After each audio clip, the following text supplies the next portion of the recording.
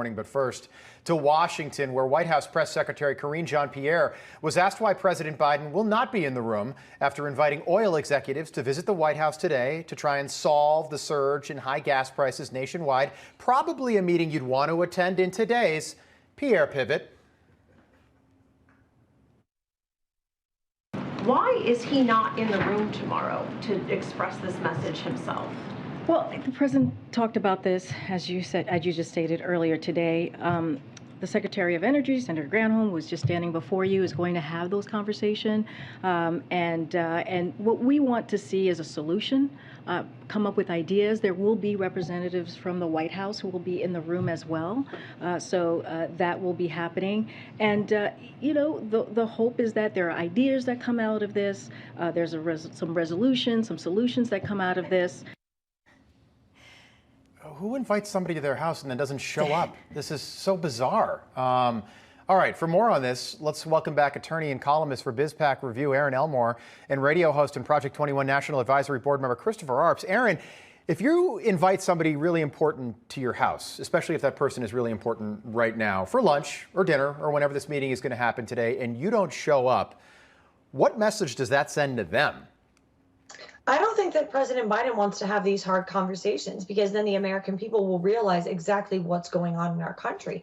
President Biden is single-handedly responsible for what's going on. This isn't a Putin price hike, although it's a lovely alliteration.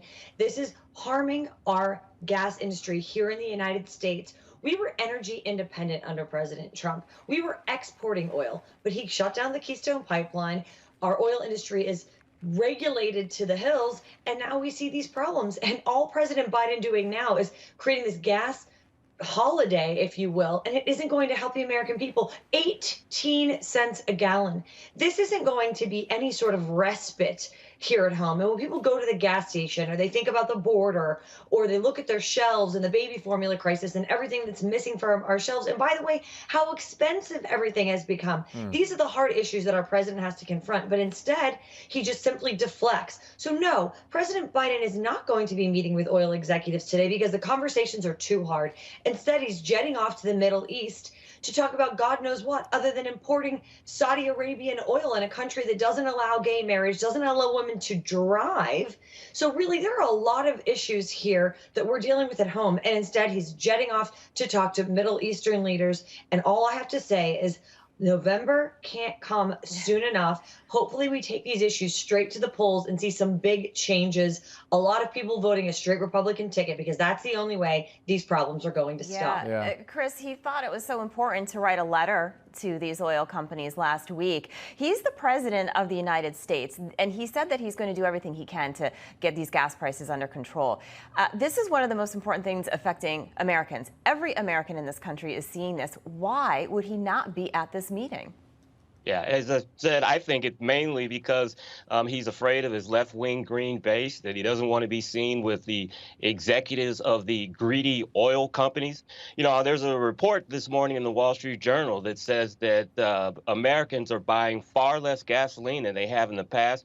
Gasoline sales are down almost 8% from they were last year. So I think the American people are taking the rising gas prices into their own hands by not driving. Of course, that's going to bring up, make the supply more and bring down demand. But we're going into a recession and the peak driving season, and people aren't going to be driving, which is going to make the potential recession that's coming even worse. It's like going to a parent-teacher conference and the teacher doesn't show up. Like, this is very bizarre. And then Karine Jean-Pierre's spin, like, no, we're going to have a meeting and talk about some ideas. And if there are good things that come out, then we'll take that to the president. It's very bizarre. And Chris, you know, the front page of the Wall Street Journal today has an article about how already, and this didn't take long, Americans aren't gassing up as much as they were just a couple of months ago, because the prices, when you're talking about $5 a gallon, that now falls into the preventative category. If you were going to take your family, Chris, in St. Louis and drive to Florida, forget about it. That's going to be a lot more difficult now, because you have to factor in how much it's going to cost you just to get there. Hundreds, if not thousands of dollars before you step out of the car, and that's what millions of Americans are being faced with right now. Yeah, that's exactly. I mean, we're not driving as much as we have in the past. And I'm one of these type of people that I like to take drives to clear my head, to think, help me with my writing. It's just too expensive to do that now. Rob, I was thinking, I have a suggestion for you for the Pierre pivot. Okay. You should do it in a French accent. The Pierre pivot. Oh. I think that would really be really do Chris. something. Chris, Yeah. I didn't know you had it in you. All right. Pierre I like that. pivot. I like that. We'll take that under advisement. I have a whole All right, team thank here you. that operates the Pierre pivot, so we'll look at that. By the way, Joe Biden's got a 1960s Corvette. Okay. Hunter Biden's got a Porsche. This is not a family that cares a great deal about electric cars, Aaron. Of course not. We also know that they push gun control, and we know about Hunter's issues with having an illegal firearm. What they do is say one thing and do something completely opposite. We've also seen this with our climate czar, John Kerry, who's saying that we need to reduce emissions and be more green. Well, he's flying around on private jets, living in beautiful big homes that are oceanfront, and they say that we're not going to have coastlines in 5 to 10 years. So honestly, this is the administration that says, do as I say, not as I do. And it's very sad, but it's true. And I do think that the American people are starting to see this. And that's what the polls are reflecting. Faith in President Joe Biden is at an all-time low. His approval ratings are at an all-time low. So let's just see what happens again in November. All right, Allison, should we go back a year in time and listen to a funny soundbite about saving let's do cents on the that. dollar? This administration thinks cents on the dollar count. Don't insult the intelligence of the American people. All right, 18 cents when gas costs $5 a gallon is not going to help anyone do anything, okay? A year ago, though, the administration thought that saving us 16 cents for our 4th of July barbecues was going to have an impact. Take a listen. Here's the tweet. The cost of a 4th of July cookout in 2021 is down 16 cents from last year. The White House actually sent that out. Yeah. Then Jen Psaki said this. So does the White House think that 16 cents off a barbecue has more of an impact on people's lives than gas being $1 more this time? This 4th of I would July say versus if last you year? don't like hot dogs, you may not care of the reduction of costs. You don't have to like hot dogs. You can't buy a But hot dog for 16 a cents. reduction That's of. like a bite I a will hot say dog. that what we are most focused on is the fact that we've created now more than 3 million jobs since the president took office. That's what we're focused on, and continuing to implement additional components of his economic Build Back Better agenda. Go ahead.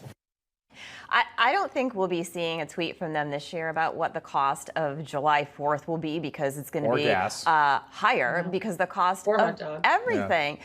Chris, there's a Rasmussen poll that says 12% of Americans believe that it's Putin's price hike. 12%, and yet the administration continues to blame Putin.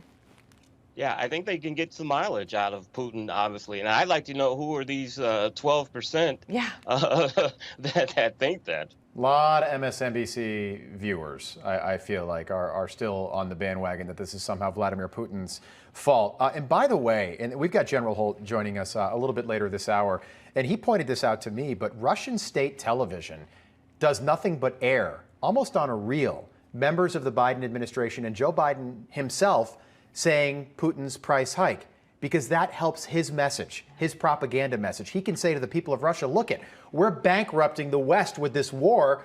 Let's keep it going. That's how he's using what the president is saying in Russia. Take a look at this. Is just a quick montage of the president and members of the administration talking about Putin's price hike, which is a lie. Take a listen. Putin's invasion of Ukraine has driven up gas prices and food prices all over the world. We expect March CPI headline inflation to be extraordinarily elevated due to Putin's price hike. Putin's price hike that Americans and our allies are feeling at the pump. This is a global problem. There are two causes for it, which these high prices derive from. One is, of course, Vladimir Putin's war in Ukraine. Aaron, final thought.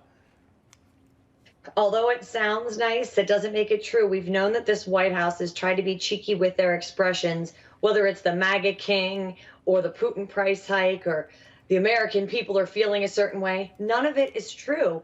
And I think that this is having such an impact. And that's why these Rasmussen numbers are so low across the board for Joe Biden. When we go to the grocery store and see the empty shelves, when we go to the gas station and see how expensive gas is, the American people are no longer believing the rhetoric and lies coming out of Washington.